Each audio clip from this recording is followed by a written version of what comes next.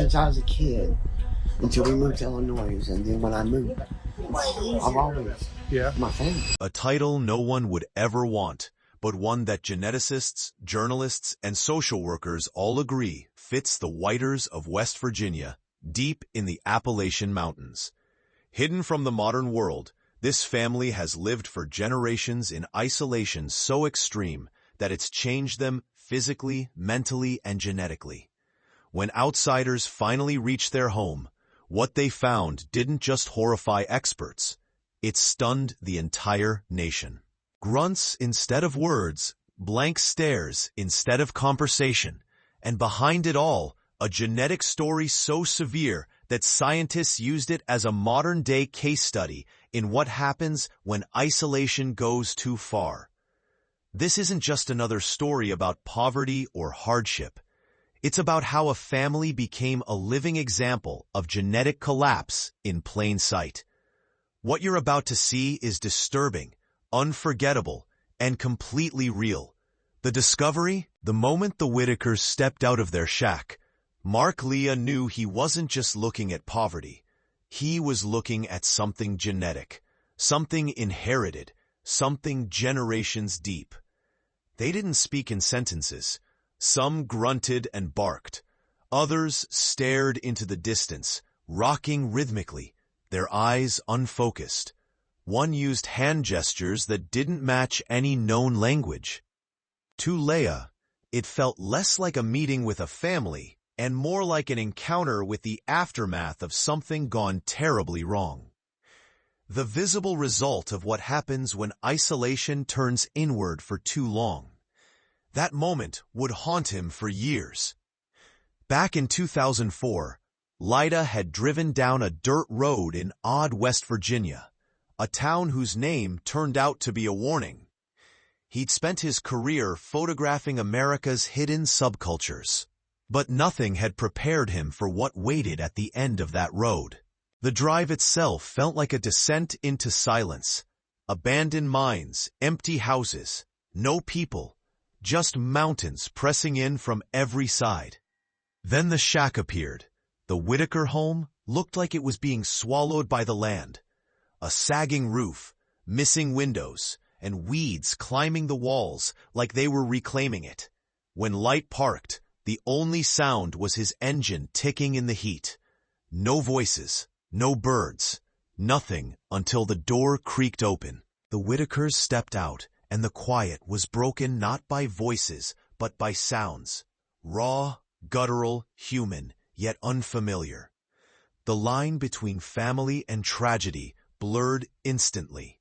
Lita could tell he was witnessing something far beyond poverty or neglect. This was the legacy of generations trapped by geography, circumstance, and bloodlines too closely intertwined. He took a few photographs, then drove away, shaken. But he couldn't shake what he'd seen. The faces, the sounds, the haunting sense that this family had become a living genetic echo of isolation, something no one else had dared to see. In 2020, Leda went back, this time with video cameras, determined to understand who the Whittakers were and how they had come to exist in such a state. What he uncovered inside that same valley would shock experts across the country and ignite a national debate about genetics, poverty, and the hidden corners of America, where tragedies like this still unfold in silence. The family structure. When Leiter returned to Odd, West Virginia, the mystery he'd glimpsed 16 years earlier began to take shape. The faces he remembered, the strange familiarity between them, weren't just coincidence. What he was seeing was a family tree folded in on itself. Living in the dilapidated shack were siblings Ray, Lorene, Timmy, and Freddie, along with their nephew, also named Timmy. Even saying those names out loud felt disorienting. The relationships blurred together in ways that didn't make sense at first. The more time Lita spent with them, the clearer it became that this confusion wasn't only social, it was genetic. Ray could communicate verbally, though his speech was difficult to understand. and his sentences rarely formed complete thoughts. He seemed to be the unofficial spokesperson for the family, a man doing his best to communicate for those who couldn't. Laureen sat in the background and rarely spoke, her expressions vacant and disconnected. The two Timmys, uncle and nephew, were hardest to distinguish because their features and mannerisms were strikingly similar, despite the generational gap. But it was Freddie who captured the most attention. He couldn't speak at all, only guttural sounds and animated gestures. Yet despite his severe disabilities, there was something undeniably human in his attempts to communicate. He'd point excitedly at things he wanted to show Lita. His face lit up with childlike enthusiasm. The contrast between his severely limited capabilities and his clear desire to connect was heartbreaking. But the longer Leah stayed, the heavier the silence grew. The family's small home told a story just as disturbing as their speech and behavior. Inside the shack, there was barely any furniture. What little they had was broken or filthy beyond recognition. There was no running water, no proper sanitation, and the scent of decay was overwhelming. They survived on government assistance and the occasional charity from neighbors who mostly pretended they didn't exist. The isolation was complete, physical, social, and now clearly biological. Lita began to notice the pattern. The physical similarities weren't subtle. Broad foreheads, closely set eyes, recessed jaws, and near-identical bone structure. Every face in the room looked like a variation of the same template. Every gesture, every sound echoed from one to the next. It wasn't random. It was genetic. This wasn't a family merely trapped by poverty. It was a family trapped by bloodline. What Leah had uncovered wasn't just hardship. It was the visible legacy of generations of intermarriage in near total isolation. And when experts later analyzed what he filmed, they confirmed what he had already begun to suspect. The Whittakers weren't just a curiosity. They were a living case study. A human example of what happens when the gene pool narrows to almost nothing. The pattern emerges. As Leia's videos gained millions of views on YouTube, geneticists and medical professionals began analyzing the footage with growing concern.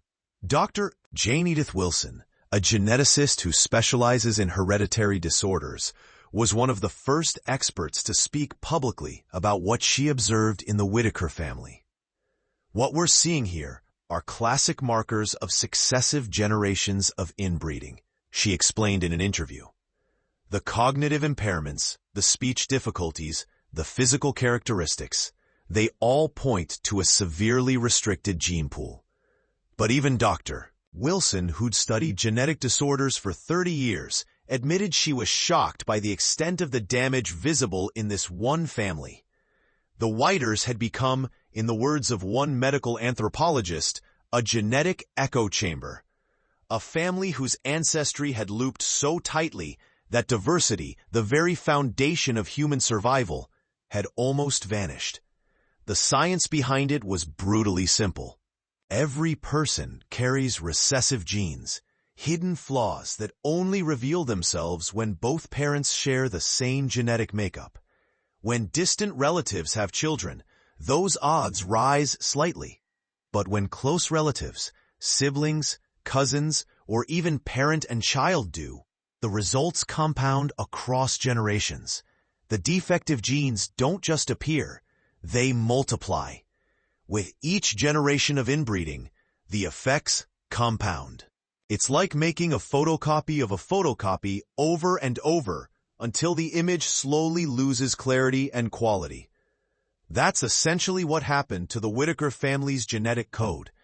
Each generation that stayed within the family line caused more genetic degradation, leaving their DNA increasingly flawed.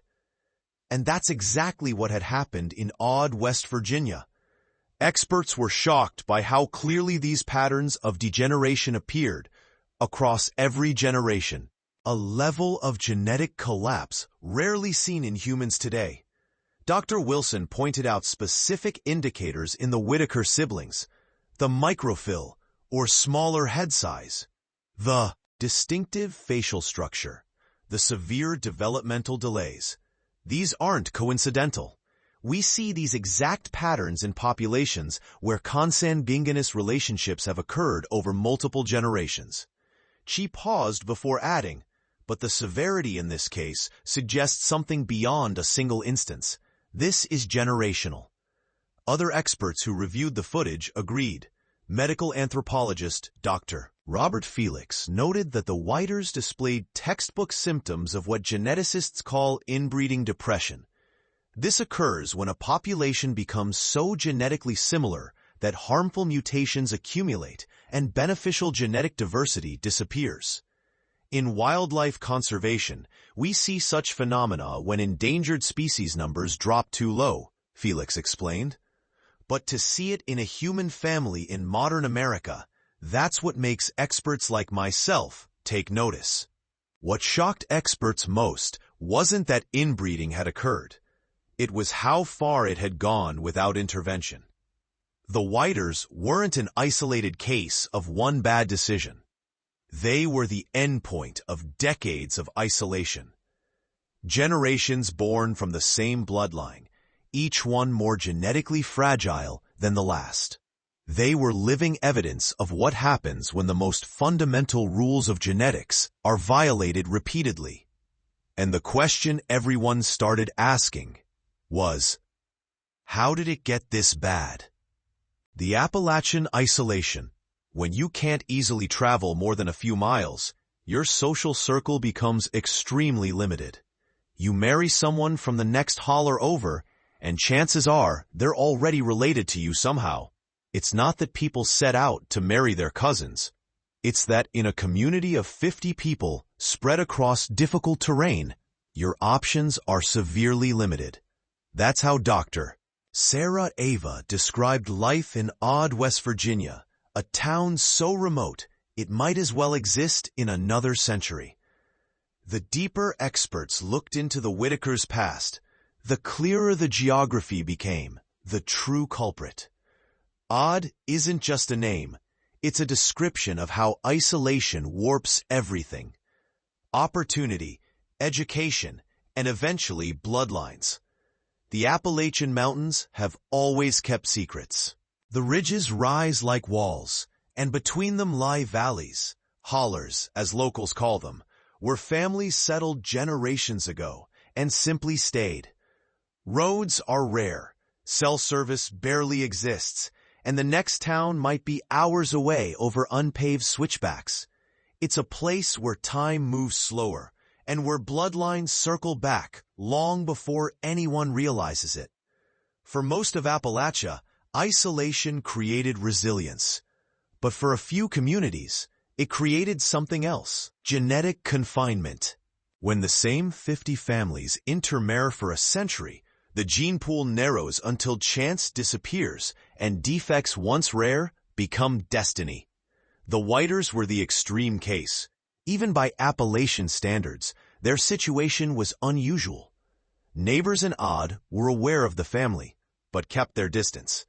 Some local residents, when interviewed, claimed they'd never actually met the Whittakers, despite living less than a mile away. The family had become ghosts in their own community. This social isolation compounded their genetic isolation. Without intervention from social services, without education, without connection to the outside world, the family existed in a bubble. They developed their own ways of communicating, their own understanding of normally. To them, their situation wasn't unusual because they had no frame of reference for anything different. The economic collapse of the coal industry in West Virginia only made things worse. As jobs disappeared, so did resources for social services, mental health support, and community programs. Families like the Whittakers fell through every crack in an already broken system. By the time anyone paid attention, generations of damage had already been done. Historical records suggest the Whittaker family had been living in roughly the same area for over 100 years. Census data from the early 1900s shows Whittakers listed in Raleigh County, and their numbers never seemed to grow. While other families expanded and spread out, the Whitters stayed put. They married within a small circle, had children, and those children did the same. The genetic walls were closing in with each passing generation. And what made the case so haunting wasn't just what had happened. It's that nobody had noticed or cared. Not the government, not social workers, not even the neighboring towns a few miles away. The Whittakers had lived and suffered in plain sight for decades, invisible simply because no one had bothered to look. The world was finally looking now. But as the experts dug deeper, one question remained. How could this have happened for so long? And how many other families like them were still hidden in the hollers of America's forgotten mountains? The documented evidence. When Leah began regularly visiting and documenting the Whittakers, he uncovered details that painted a clearer picture of their family history. Through fragmented conversations with Ray and insights from distant relatives who'd escaped the family's circumstances, a disturbing timeline began to emerge. Betty, the mother of several of the Whittaker siblings, had lived in the same shack until her death. She'd been cognitively impaired herself, unable to read or write, and her understanding of the world was limited to the few acres around her home. The identity of the father or fathers of her children remained murky. Ray couldn't or wouldn't provide clear answers, and what little he did say raised more questions than it answered, and the deeper he looked, the more disturbing it became. What became clear was that Betty's own parents were likely closely related. The genetic problems didn't start with her children. They started generations earlier. Each subsequent generation simply made the situation worse. It's a snowball effect that geneticists dread, where every generation narrows the gene pool until the DNA becomes so similar that severe disabilities become inevitable. Leda discovered that some Whittaker relatives had moved away from Odd and lived relatively normal lives. Bree's family members wanted nothing to do with the situation and refused to discuss it on camera. One distant cousin, speaking anonymously, told Leda, "We don't talk about them. We pretend they don't exist. It's shameful and there's nothing anyone can do about it now." This reaction is common when inbreeding becomes undeniable within a family. The stigma is so intense that even distant relatives feel tainted by association, but their silence also meant that the Whittakers living in that shack never received the help they desperately needed. They were a family secret, hidden away in the mountains, left to survive on their own. That silence, that choice to turn away, was what doomed the Whitters. Leda's documentation also revealed the family's daily struggles. Simple tasks that most people take for granted, like preparing food or maintaining basic hygiene, were nearly impossible for them. They relied heavily on a neighbor named BJ, who'd help them with essentials. Without BJ, it's unclear how they would have survived at all. The videos showing the Whittakers' living conditions sparked outrage online. Viewers couldn't believe that in modern America, a family could be living in such dire circumstances with such obvious medical needs. The answer was chillingly simple. The system didn't fail the Whittakers. It never reached them. But experts pointed out that the Whittakers aren't unique. They're just the most visible example of a hidden problem that affects isolated rural communities across the country. The genetic reality. The Whittakers are often described as America's most inbred family for a reason. The genetic damage is unmistakable. Every sibling shows severe physical and cognitive impairments caused by generations of inbreeding. These effects go far beyond appearance. They impact how the body and mind function at the most basic level. Dr. Michael Bradford, a clinical geneticist, broke down what he observed in the family. First, let's talk about the cognitive impairments. Several family members are completely nonverbal or communicate only through primitive sounds. This suggests significant brain development issues likely caused by recessive genes affecting neurological development. When you inherit 2 copies of these genes, one from each closely related parent, the brain simply doesn't develop properly. Then, there are the physical manifestations. The Whittakers share distinctive facial features that geneticists recognize as markers of inbreeding. Their skulls are slightly misshapen, their eyes are set unusually close together, and their facial symmetry is often ways that become obvious when you look closely. These aren't coincidentally family resemblances. They're the physical evidence of a corrupted genetic blueprint. Bradford continued, we also see what's called reduced fitness in heavily inbred populations. This means they're more susceptible to diseases, their immune systems don't function properly, and their overall life expectancy is significantly reduced. Looking at the Whittakers, I would be surprised if any of them live past 60, and that's being optimistic. But perhaps the most shocking aspect is what didn't happen. With this level of inbreeding over multiple generations, we typically expect to see even more severe outcomes. Geneticists point out that many children born to incestuous relationships don't survive infancy. The fact that the Whittaker siblings all survived into adulthood despite their severe disabilities is actually unusual. It suggests that there may have been other children who didn't make it.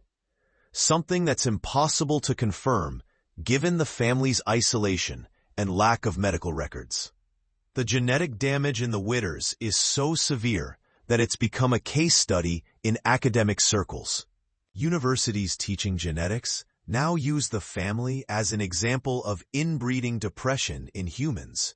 It's an uncomfortable teaching tool, but it's undeniably effective at illustrating what happens when genetic diversity disappears completely.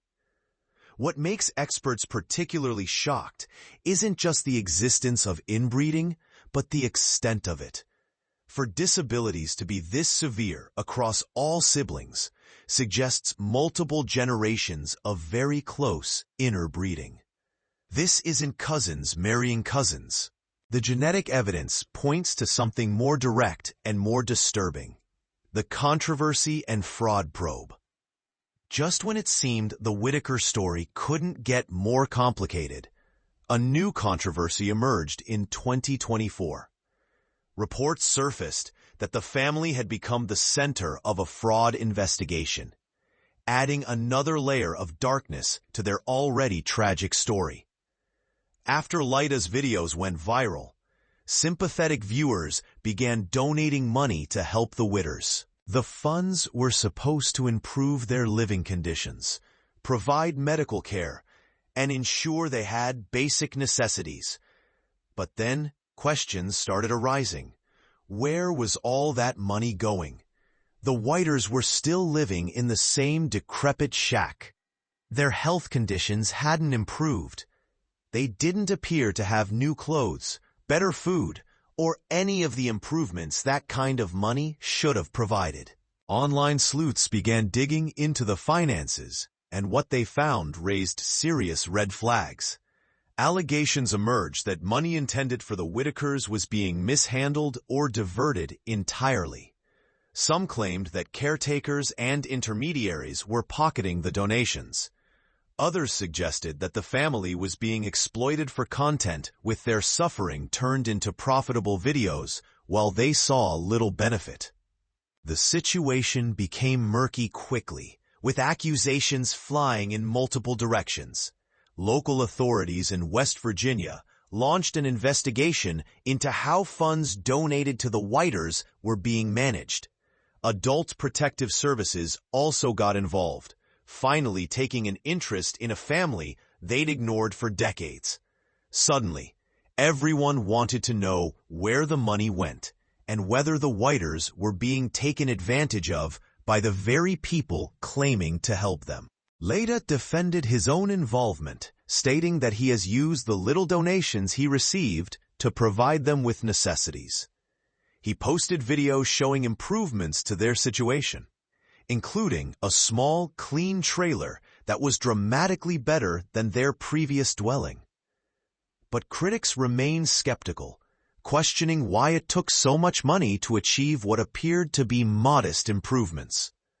The fraud probe highlighted a disturbing reality. Even when help finally arrived for the Whiters, it came tangled with exploitation and potential corruption. They'd been failed by their family, by their community, by social services, and now possibly by the people who promised to help them. It was a failure on every level of society. What this controversy revealed was that the Whiters had become valuable not as human beings deserving of dignity and care, but as content. Their suffering generated views. Views generated ad revenue and donations, and suddenly multiple parties had a financial interest in keeping the Whiters visible and sympathetic. The line between helping and exploiting had become impossibly blurred. The lasting impact. Today, the Whittaker family continues to live in West Virginia, though their circumstances have somewhat improved thanks to the attention Leda brought to their situation. They have a cleaner, safer place to live, and more people are watching to ensure they're cared for properly. But the damage to their genetics, their development, and their potential was done long before anyone started paying attention.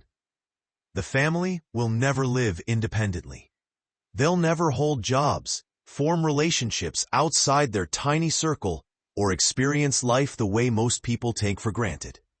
Their genetic code has trapped them in a prison of limited capability, and no amount of money or attention can fix that. The best that can be done now is to ensure their remaining years are as comfortable and dignified as possible.